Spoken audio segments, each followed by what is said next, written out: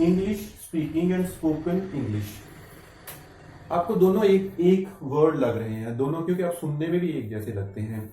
आपने जितने भी ट्यूटर से, जितने भी मेंटर से ये सुना होगा स्पोकन इंग्लिश के बारे में, वो दोनों ये वर्ड यूज करते हैं फॉर स्पोकन इंग्लिश। लेकिन डियर स्टूडेंट्स, मेरे लिए ये दोनों लिटिल बिट डिफरेंट हैं, और वो लिटिल बिट डिफरेंट भी काफी डिफरेंस रखता है।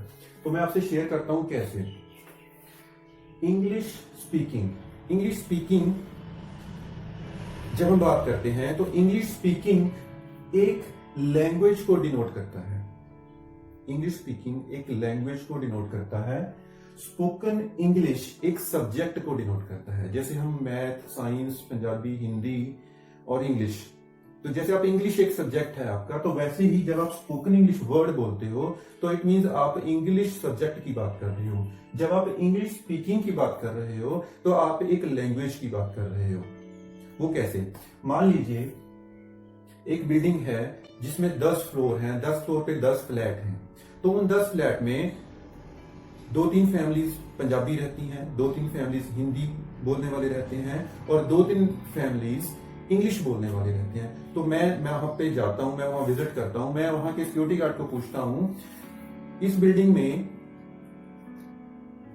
पंजाबी स्पीकिंग कितने फैमिलीज रहती हैं, हिंदी स्पीकिंग कितनी फैमिलीज रहती हैं, और इंग्लिश स्पीकिंग कितनी फैमिलीज रहती हैं। तो इसका मतलब ये हुआ कि मैं जस्ट ये पूछ रहा हूं कि जो लैंग्वेज वो यूज करते हैं वो ऐसी फैमिलीज कितनी हैं।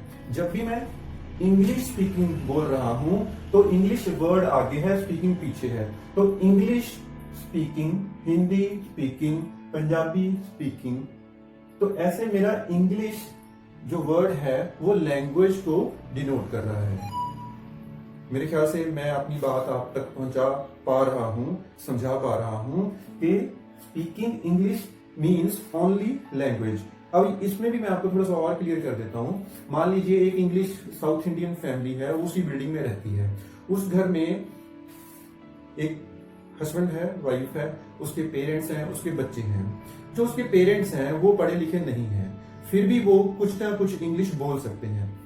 तो इट मीन्स वर्ड, उनको जो सब्जेक्ट इंग्लिश है वो नहीं आती, लेकिन वो इंग्लिश स्पीकिंग जानते हैं। क्यों? क्योंकि उसके बच्चे, उसका एटमॉस्फेयर, सब लोग इंग्लिश बोलते हैं।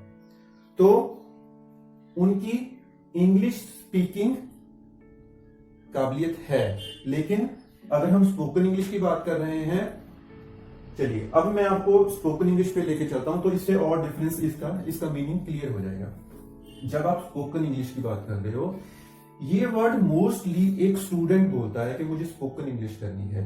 तो इट मींस जब भी वो एक टीचर के पास जाके ये बोल रहा है कि मुझे स्पोकन इंग्लिश करनी है, तो वो ये भी कह रहा है कि मुझे रीडिंग इंग्लिश आती है, राइटिंग इंग्लिश भी आती है, मुझे लिसनिंग भी मैं कर लेता हूं, लेकिन मुझसे बोलना नहीं जाता, मुझे स्पोकन इंग्लिश नहीं आती है।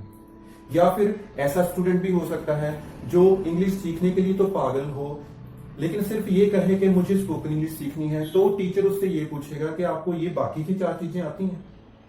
आपको रीडिंग आती है, आपको राइटिंग आती है? अगर आपको रीडिंग राइटिंग नहीं आती है, इट मींस आपको ग्रामर भी नहीं आती है। तो उसके लिए पहले आपको ग्रामर सीखनी पड़ेगी, फिर आप इन बाकी मॉड्यूल्स को टच कर पाओगे। तो इट मींस जब आप स्पोकन इंग्लिश की बात कर रहे हो तो एक स्टूडेंट के लिए ये एक सब्जेक्ट, इंग्लिश सब्जेक्ट का एक पार्ट है जो कि स्पोकन इंग्लिश है।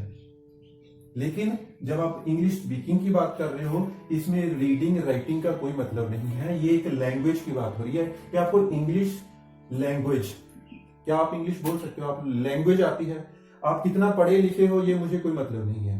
आप एक अनपढ़ भी हो, अगर आप किसी भी फॉरेन कंट्री की बात करते हो, वहां पे जो लोग वहां के नहीं पढ़े हैं, जहां की नेटिव लैंग्वेज इंग्लिश है, वो भी इंग्लिश स्पीकिंग करते हैं।